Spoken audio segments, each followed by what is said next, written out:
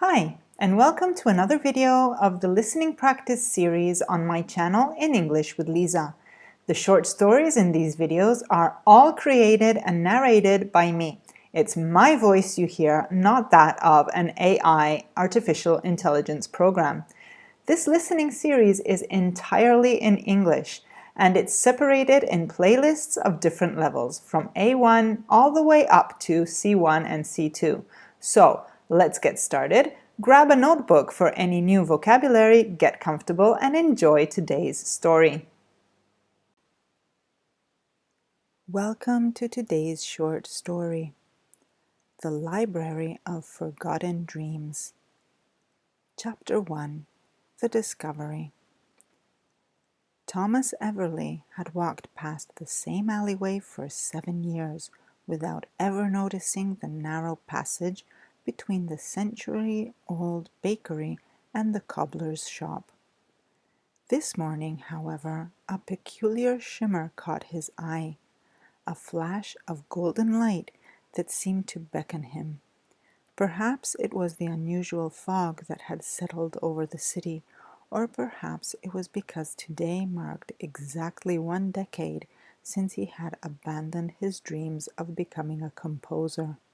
Whatever the reason, Thomas found himself stepping off his usual route to work and into the alley. The space between the buildings seemed to stretch as he walked, growing wider with each step until he stood before an ornate door that appeared far too grand for its surroundings. The handle was warm to the touch, as if someone had just been holding it, and it turned with surprising ease under his palm. Inside, dust motes danced in shafts of amber light that seemed to have no source. Bookshelves stretched upward until they disappeared into shadows, their dark wood polished to a gentle gleam despite the apparent age of the place. The air smelled of vanilla, old paper, and something indefinable, something that reminded Thomas of childhood summers and possibilities. Hello? His voice was swallowed by the vastness of the space. No answer came. A small desk sat near the entrance, unoccupied, but with an open ledger and a pen resting as if someone had just stepped away. Thomas approached it cautiously, peering at the elegant script that filled the pages. Names, dates, and strange symbols covered the yellowed paper. "May I help you find something particular?" Thomas jumped at the voice. An elderly woman with silver hair piled atop her head stood beside him, though he was certain the space had been empty seconds before. Her eyes were the same golden color as the light that permeated the room. "I'm sorry, I didn't mean to intrude," Thomas stammered. "I've never noticed this place before." The woman's smile revealed a dimple in her left cheek. "Few do. This is the Library of Forgotten Dreams. People only find us when they need to." "The Library of what?" Thomas asked, looking around with renewed curiosity. "Forgotten dreams," she repeated patiently. "Every abandoned aspiration, every discarded hope, every path not taken, they all come here eventually, preserved in the pages of our books." Thomas felt a chill run down his spine. "And who are you?" "I am the librarian," she said simply. "Would you like to browse our collection, Mr. Everly?"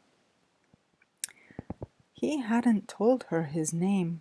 Before he could question this, she was walking away, her flowing gray dress seeming to float just above the floor. Thomas followed, compelled by a mixture of curiosity and unease. They passed shelf after shelf of books bound in various materials: leather, cloth, what appeared to be woven moonlight, each with a name embossed on the spine in scripts that shift as he looked at them.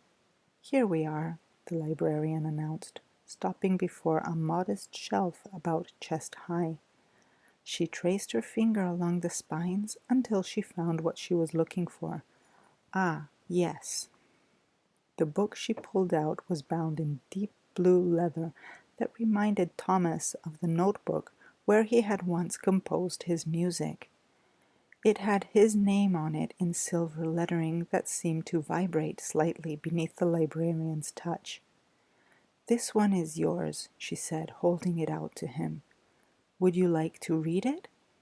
Thomas stared at the book, his heart pounding. "What exactly will I find in there?" The librarian's golden eyes softened. "The dream you left behind 10 years ago, preserved exactly as it was when you abandoned it. The life you might have lived had you continued down that path." Thomas hesitated, then took the book. It was warmer than it should have been, almost like a living thing. "You may sit wherever you like." The librarian gestured to various reading nooks scattered throughout the library.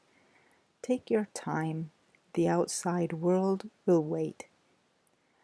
Thomas chose a window seat where sunlight streamed in through stained glass, casting pools of color across the cushions.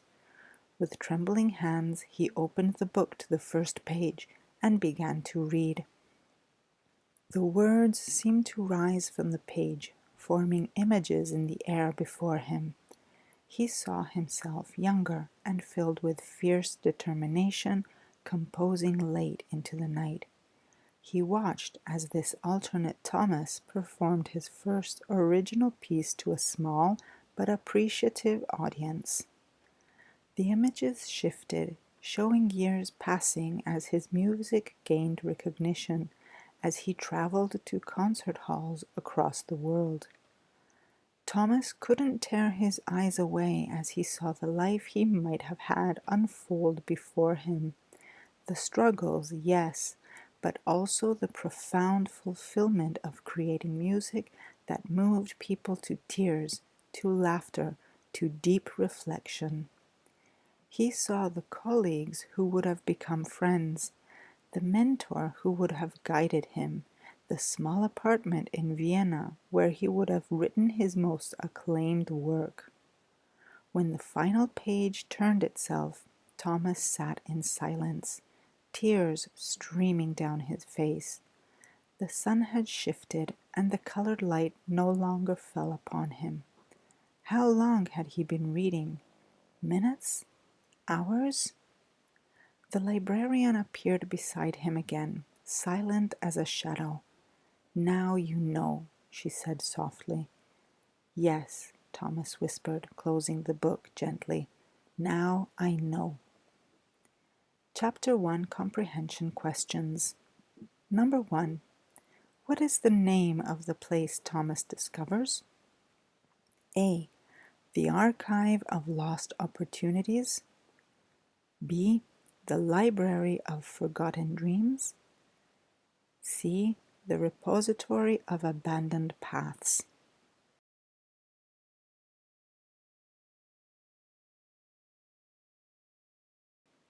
The correct answer is B. The Library of Forgotten Dreams. Number 2.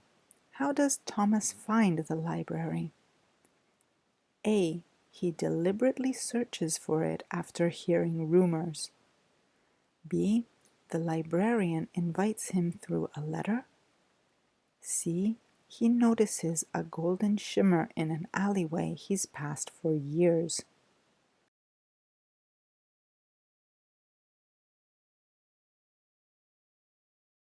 The correct answer is C.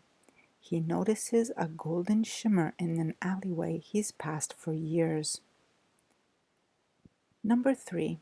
What does Thomas see when he reads his book? A. Written descriptions of what might have happened if he pursued music. B. Images forming in the air showing the life he could have lived as a composer. C.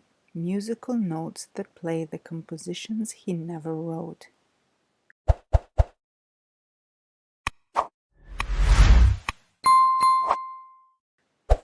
correct answer is B. Images forming in the air showing the life he could have lived as a composer. Chapter 2. The Choice.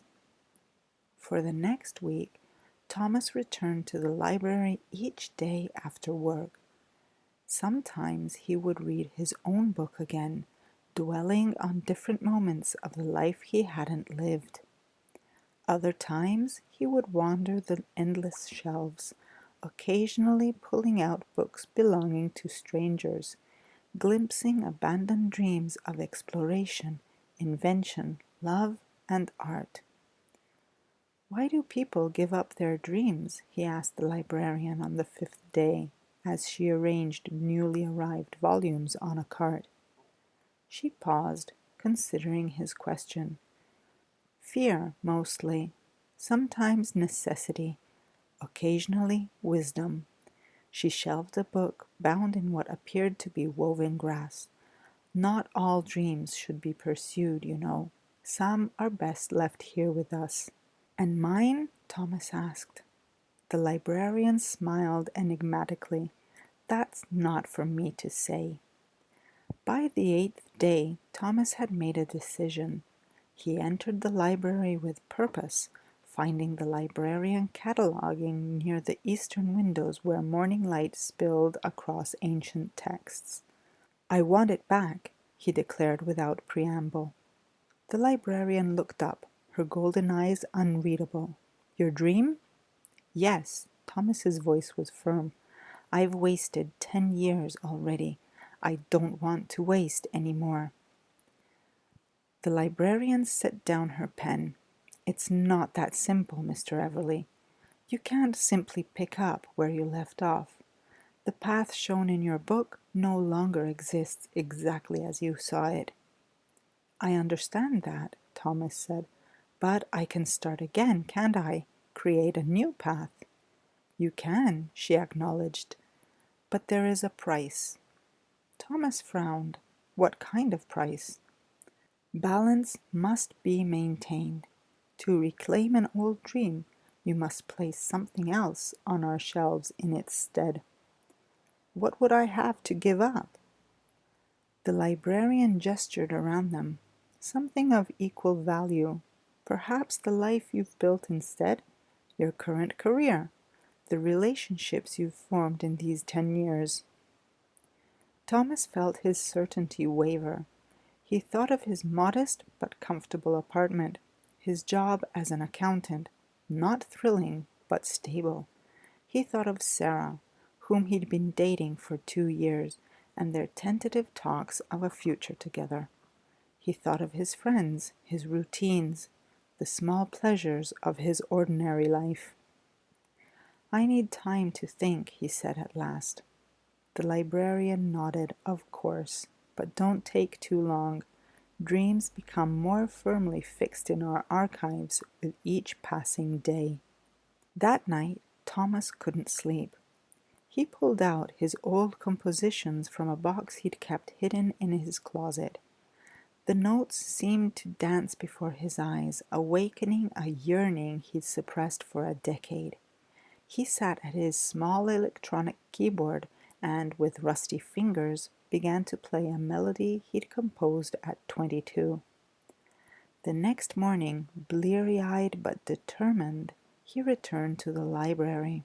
"I've decided," he told the librarian, who was waiting for him as if she'd known he would come. "And?" Thomas took a deep breath. "I want to see something first." With a knowing look, she led him to a section he hadn't explored before. The shelves here contained books that seemed to shimmer between existence and non-existence, their outlines blurring when viewed directly. "These," she explained, "are the potential dreams, the ones not yet abandoned, but not fully embraced either, the lives that hover at the edges of possibility." She selected a volume bound in a material that seemed to shift between leather and light. "This one might interest you." Thomas accepted it carefully. Unlike his other book, this one had no name on its spine. When he opened it, the images that rose were hazier, less defined, but no less compelling. He saw himself not as a world-renowned composer, but teaching music to children in a sun-filled room. He saw himself composing still, but smaller pieces, intimate works played in community theaters and local venues. He saw Sarah beside him at these performances, her face glowing with pride. He saw a life where music was present but not all-consuming, where his passion existed alongside other joys rather than eclipsing them. When the vision faded, Thomas closed the book with a newfound clarity. "I know what I want now," he told the librarian. Chapter 2, Comprehension Questions. Number 1. What does the librarian say is the main reason people give up their dreams? A. Lack of talent. B. Fear, necessity, or occasionally wisdom. C. External pressure from society.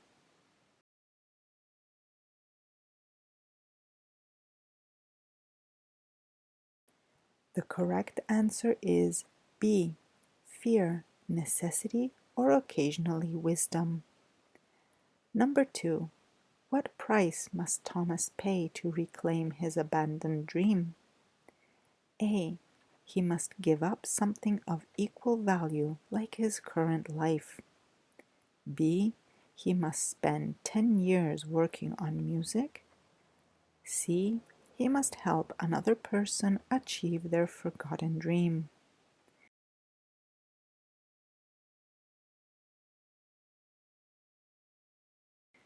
The correct answer is A. He must give up something of equal value, like his current life. Number 3. What are potential dreams in the context of the library? A. Dreams that are actively being pursued. B. Dreams that have been completely abandoned. C. Dreams not yet abandoned but not fully embraced either.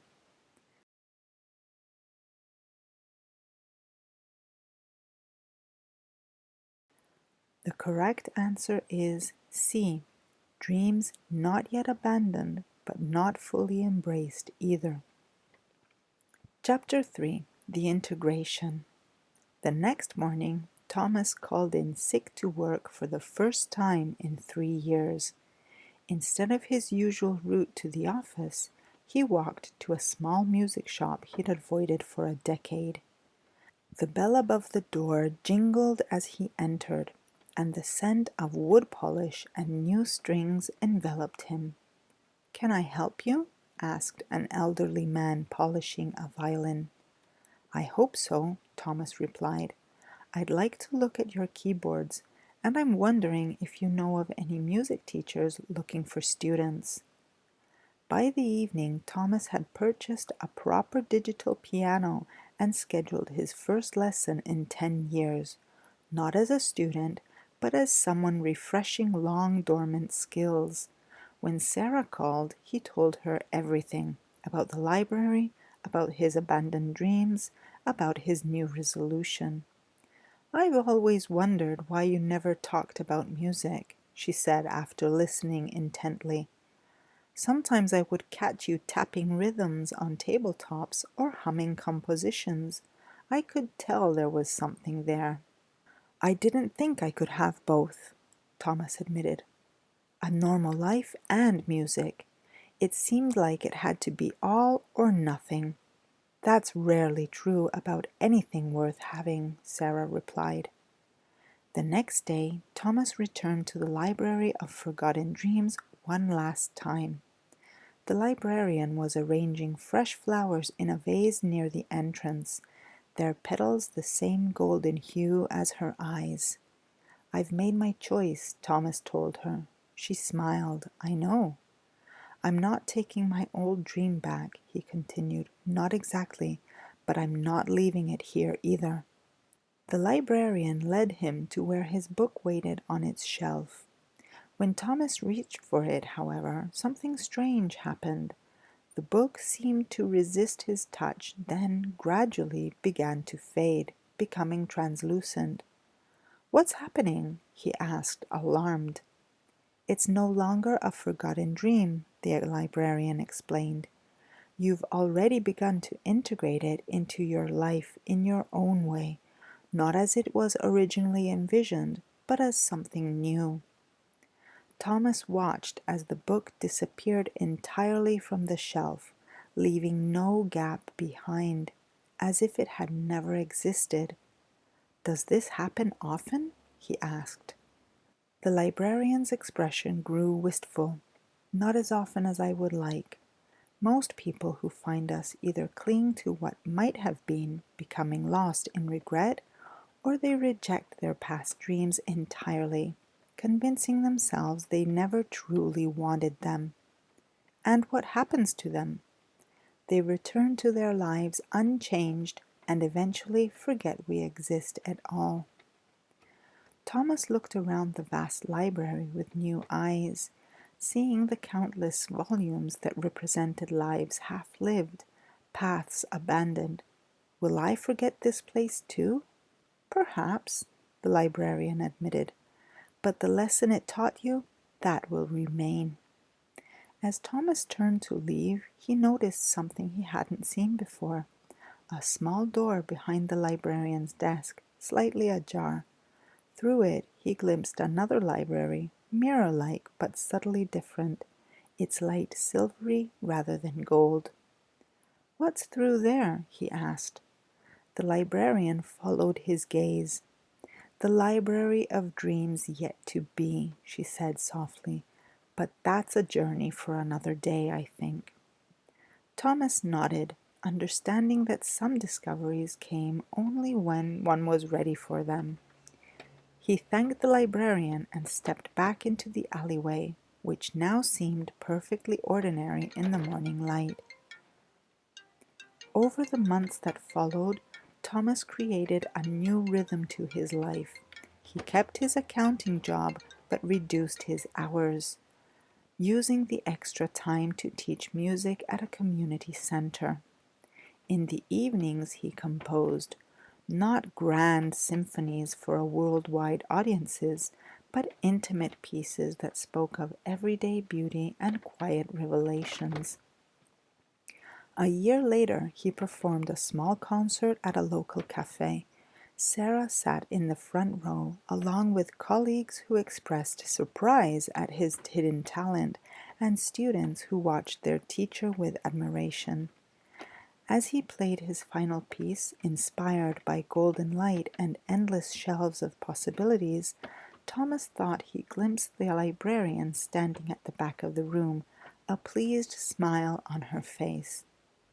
But when he looked again, after the applause died down, she was gone, if she had ever been there at all. Some things, Thomas had learned, existed in a liminal space between what was, what might have been, and what still could be, visible only when one knew how to look for them. What remained was the music, and the knowledge that dreams didn't have to be forsaken or pursued exactly as first imagined. They could be transformed, integrated, woven into the fabric of a life in unexpected ways. And in that integration came a harmony more beautiful than either path alone could have produced. Chapter 3, Comprehension Questions. Number 1. What happens to Thomas's book in the library near the end of the story? A. He takes it with him to keep as a reminder. B. It fades away because it's no longer a forgotten dream. C. The librarian burns it.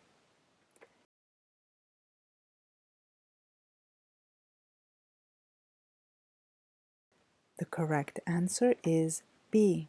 It fades away because it's no longer a forgotten dream. Number 2.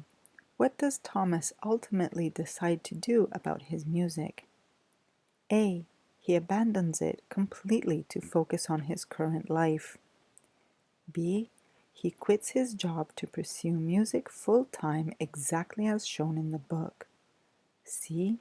He integrates music into his existing life.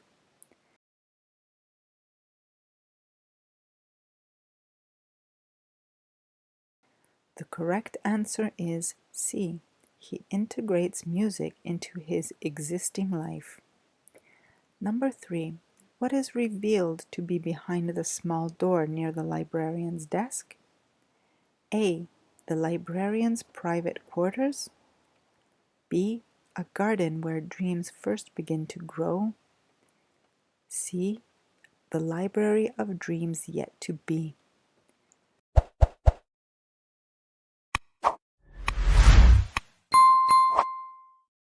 The correct answer is C.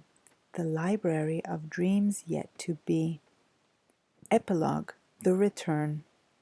5 years after his discovery of the Library of Forgotten Dreams, Thomas's life had found a harmonious rhythm. His music school now occupied the floor above the century-old bakery, and students of all ages filled the rooms with melodies each afternoon. One evening, as golden sunlight slanted through his studio windows, a young woman with uncertain eyes arrived for her first lesson. "I used to play years ago," she explained, fingers hovering over the keys, "but I convinced myself that I wasn't good enough." Thomas smiled, recognizing something familiar in her hesitation. "Dreams are patient things," he said. "They wait for us." As she played her first tentative notes, Thomas noticed a shimmer in the corner of his vision, that same golden light he'd seen years before. In the reflection of the piano's polished surface, he glimpsed the librarian watching, her silver hair catching the light. That night, walking home, Thomas passed the alleyway between the bakery and the cobbler's shop. The narrow passage now looked ordinary to most, but Thomas saw the faint outline of an ornate door waiting. Some would find it when they needed it, as he once had. Others, like his new student, might find their way back to their dreams through different doors opened by those who remembered the library's most important lesson. The end. Thank you for watching this video until the end. If you liked it, please give it a thumbs up, subscribe to my channel, and hit the notifications bell. This isn't an artificial intelligence. The story was narrated by In English with Lisa. I'm a native speaking teacher, and this is my real voice. If you have any questions, please leave a comment. I love hearing from all of you. And don't forget to like, subscribe, and turn on the notifications bell so you never miss a new lesson. Plus, you'll help my channel grow, and you'll give me the possibility to create other videos that you can watch for free. See you soon. Bye.